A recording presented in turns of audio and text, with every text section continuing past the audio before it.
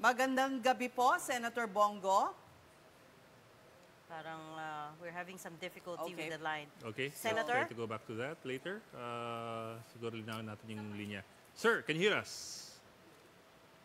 Hello. Hi, sir. Ayun. Senator, can you hear us okay?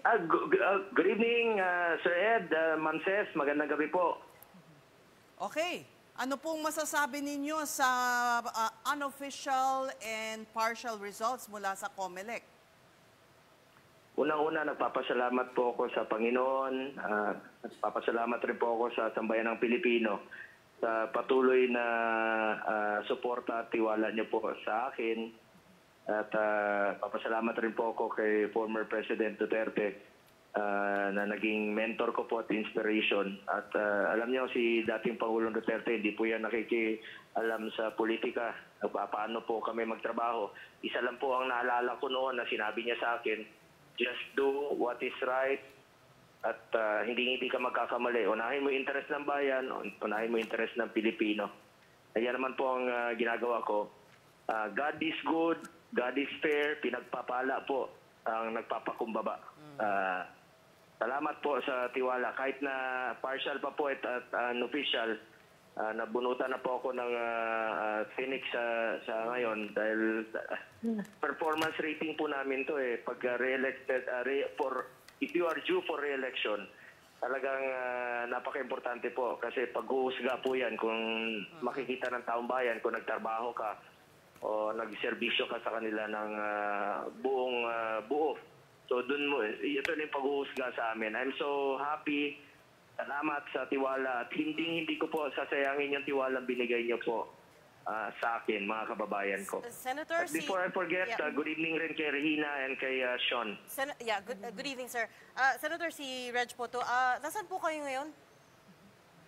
Nandito lang po sa tabi-tabi. Kumakain lang po sa Sangyup. Salamat. Nakatawan, salamat sa mga kababayan natin. Nagutom po ako, hindi ako nakakain kanina. Akala ko may victory party na po kayo. Akala namin, sir, may pizza kayo. Wala, nandito lang po sa tabi-tabi lang po talaga. Sa totoo lang. Yung mga paborito kong kinakainan. Kahit saan lang ako makain. Kung ano yung kinakain ng mga kababayan natin, gano'n rin po kinakainan ko. Wala po akong arte. Pero masarap ang samgyup. Tsaka unli yan. Unli rice at unli meat. Senator, alam ko maaga pa pero tanungin na namin kayo anong agenda ninyo, ano bang pangunahing gusto nyong isulong sa Senado? Unang-una, health. That has been my advocacy ever since. Ilapit ang serbisyo medical sa ating mga kababayan. Of course, Malasakit Center, batas naman po yan. Itong mga specialty center, itong super health center, it's one way, no? Na ilapit natin ang medical services sa ating mga kababayan. Health is wealth. At pangalawa, tututukan ko po itong PhilHealth para sa Pilipino. Dahil ako po'y naniniwala na ang PhilHealth po ay para sa health. Hindi po negosyo yan. Hindi po dapat palaguin yung pondo niyan. Dapat gamitin sa taong bayan. Ibalik po dahil pera po natin yan. Tututukan ko po ang health po. Yung mga hospitals at marami po akong gustong mga panukalang batas na isusulong na hindi na po dapat mahirapan ng Pilipino at hindi po dapat mapolitika ang pagtulong sa ating mga kababayan. Dahil pera po ng taong bayan yan. Of course, education. Panahon po ni dating Pangulong Duterte, ito po yung tertiary education subsidy. Pinaglaban natin to. In fact, muntik nang nabito yon ng panahon yon pero talagang pinaglaban natin na matuloy at gusto nating ma-expand po ito, magkaroon ng choices po ang ating mga kababayan. And of course, sports. Ang sports po, isang paraan niya na ilayo natin ang mga kabataan sa illegal na droga. Get into sports, stay away from drugs to keep us healthy and fit. At gusto ko po na lumawak pa yung National Academy of Sports na kung saan po'y magkakaroon ng pagkakataon mag-aral at the same time mag-training ang student athlete. Malaking potential ng mga Filipino athletes. Sa totoo lang, proud lang po ako. Since 2019, naging chairman po ako ng sports. Dati kulelat po tayo, kaya nakakamit natin ang first ever gold sa Tokyo Olympics. Nakadalawang gold pa tayo sa Paris Olympics.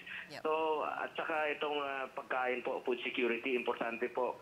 May pagkain po, yung may laman po ang tiyan ng bawat Pilipino. Trabaho, importante rin po sa akin.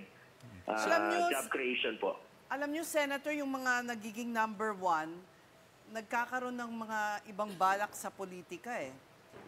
Kayo yung nag-top ng race ngayon so far and mukhang you're holding on to it naman. In unofficial, partial results, may balak pa ba kayong ibang posisyon sa susunod? Sundutin ko na, sir. Bago yung sagutin, sundutin ko na. Kasi noong 2022, kayo nachichismis na tinutulak ng dating Pangulo na tumakbo sa mas mataas na posisyon kaysa sa Senado lamang. Ayaw ko munang pag-usapan po yan. Mas importante sa akin na magseserbisyo muna ako. Unahin ko muna yung pagseserbisyo sa ating mga kababayan. At Did you aim for number one? Unahin na lang po. Hindi po. Wala, ako naman po, trabaho lang po ako. It was an uphill climb, no? Sariling sikap po ito ngayon. Iba po yung sitwasyon namin nung nakaraan.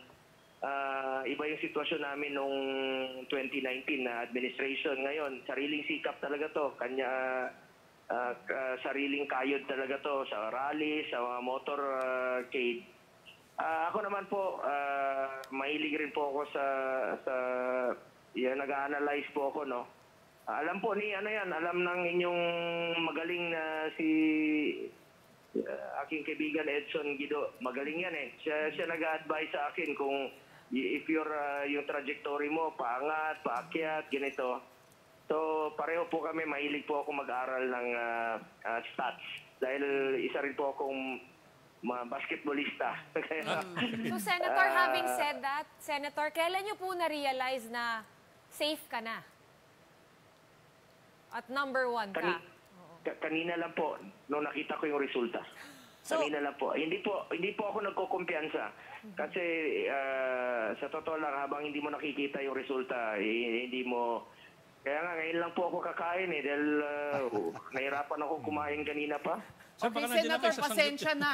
Sige, ilang tanong na lang Hinihintay bago natin yung dinner. balikan yung samgyup, no? Nakausap niyo na ba si dating Pangulong Duterte?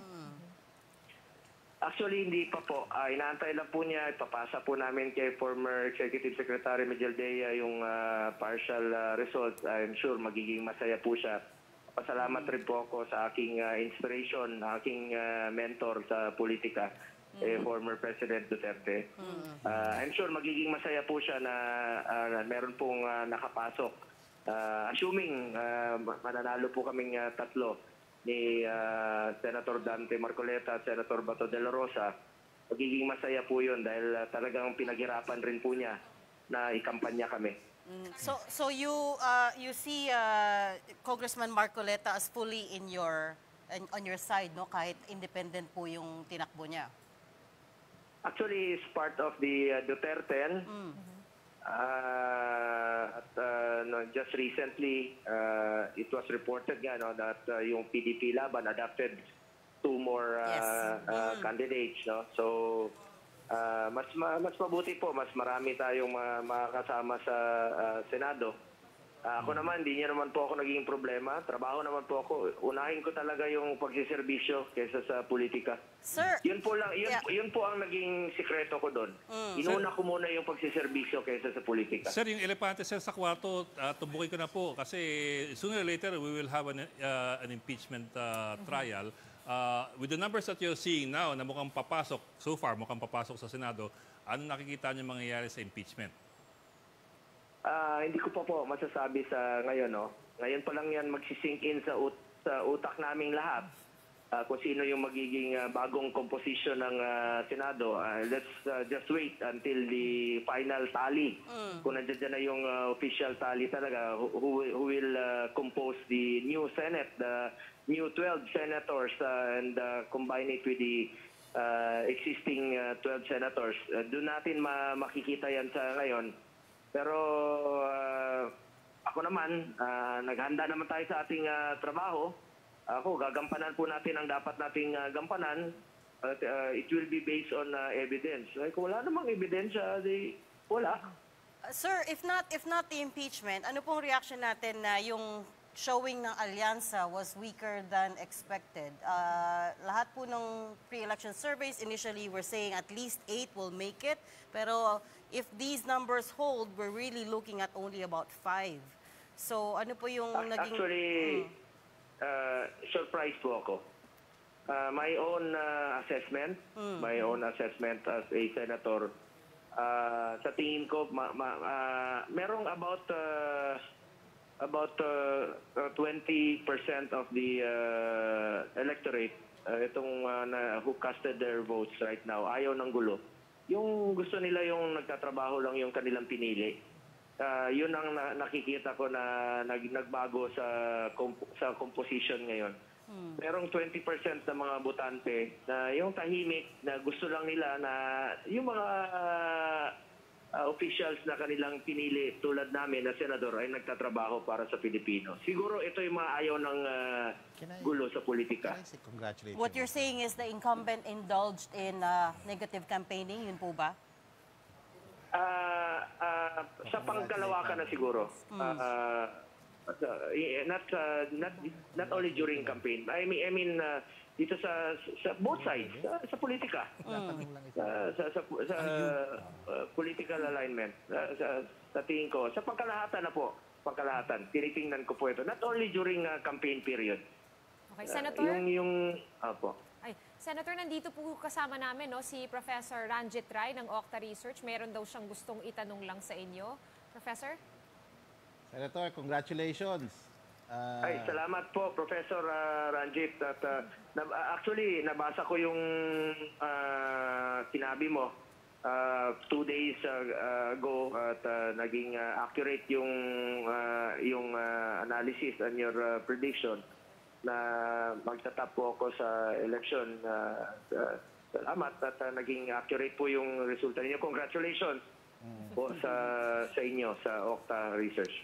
Congratulations din, Senator. Ang tanong ko, bukod sa impeachment, talagang kayo ba may balak maging actively involved in building that coalition para tulungan rin yung administrasyon on a range of issues, lalo sa ekonomiya, sa social development, o talaga magiging opposition lang po kayo? Ako para sa tao ako. Okay. Para sa bayan po ako. Interest ng bayan. Unahin ko talaga yung makakatulong sa Pilipino. Message is very clear. Let's buckle down to work. In the next 3 years of this administration, unang-una, sana po'y trabaho na muna tayo. Tapos na yung election eh. Ito na yung referendum kung sino yung nagtrabaho, sino yung gusto nilang mamuno muli. Gusto ng Pilipino yan, lessons learned to sa atin na magtrabaho tayo. At and of course, sana ako naman, I'm praying makabalik na rito si former President Duterte po. So, having Kung meron man siyang pananagutan, dapat dito po sa ating bayan. We have a working judicial system. So you're willing to put aside political fences and personal differences, to move forward the cause of the Philippines. Is that a possibility? Importante po dito, trabaho tayo. I mean, kaya siguro po ako possible number 1. Dahil trabaho lang talaga ako eh. Sipag, pagmamalasakit at serbisyo ang ginagawa ko. Yun lang ang akin. Mas gusto kong magtrabaho tayo dahil sayang yung panahon sa puro away at pakikipagbangayan. Lugi ang Pilipino dyan. Lugi ang Pilipino. Unahin muna natin yung kapakanan ng Pilipino. Ilapit natin ang serbisyo ng gobyerno sa ating mga kababayan. In fact, yung mga dapat nga institutionalize na yung mga tulong sa mga kababayan natin. Yung mga ayuda na yan, dapat hindi politiko ang mamimili. Dapat institutionalize na yan. Talagang i-identify yun po ang isa rin sa iniisip ko. Gusto ko ma-institutionalize na yung mga assistance, medical assistance, financial assistance sa mga mahihirap talaga. Para hindi po mahaluan ng politika. Senator, another surprise dito sa unofficial and partial results, ang pagpasok ni dating Senator Bam Aquino at Kiko Pangilinan. Anong masasabi po ninyo tungkol doon? Actually, na-surpresa rin po ako. Ako naman, I'm expecting Senator Bam. mananalo siya dahil ano po yan, kumbaga rito sa Senado, institution na rin po yan, Aquino. But nagulat po ako from nandoon po sa mga previous surveys, biglang umangat. My own assessment, Yes. there are about 20% of the electorate na ayaw ng gulo. Gusto nila yung magtrabaho lang yung mga leader, mga pinili nila. Yun yung that is my personal assessment po. About 20% of the electorate gusto na po na yung tahimik lang sila. Tahimik lang ito yung na-surprise ako sa kanila. Ito yung mga undecided, yung naglalakad dyan sa kalye na walang pakialam sa politika pero gusto nila na tahimik at nagtatrabaho yung mga leader nila. Meron po ba kayong any relationship with Mama Aquino or Kiko Pangilinan? Magkakilala po ba kayo? Nag-uusap naman po kayo pag nagkikita kayo sa mga event? Nakatrabaho ko na po si Senator Kiko Pangilinan during the 18th Congress, 2019 up to 2022. So, nasa opposite side kami. Pero, trabaho lang naman po kami. I mean, ako naman, I'm the least of your problem. Basta, unahin lang natin yung makakabuti para sa ating mga kababayan. Si Senator Bam, kakilala ko na rin po siya noon. But in fact, nagkasabay po kami nung bumisita po kami, nagpasalamat doon sa Iglesia ni Cristo na nagkataon po na nagkausap rin po kami doon. Senator, sorry, last na from me. What about si Congresswoman Camille Villar po? Marami pong katanungan about where her alliance really lies. Kasi of course, she's officially part of the Alyansa slate, pero po inadopt siya as guest candidate ng PDP laban. What do we make of her political leaning? Villar po yan, no? I mean, kumbaga, may recall at saka institution na rin po yan sa Senado. From the father to the mother and to the kuya na kasama rin namin ngayon. Ayaw ko po magsalita. I cannot speak in her behalf kung saan po yung leaning niya. Pero malaking factor po yung endorsement po ni Vice President Sara sa kanyang showing po ngayon. And I'm sure lalong-lalo na po itong sa Mindanao at sa Visayan speaking. And of course, may partido po yan, Nationalista Party ng kanyang ama, na si Senate President Manny Villar. Okay, maraming salamat po sa oras ninyo. Balikan nyo na yung yung samgyupsal. Maraming salamat po. God is good, God is fair, pinagpapalat ang nagpapakumbaba. With Alright, all sincerity and humility, maraming salamat po sa ating mga kababayan. All right, you've heard it straight from Senator Bongo, who is currently topping the partial and unofficial count at just over 70% of results in...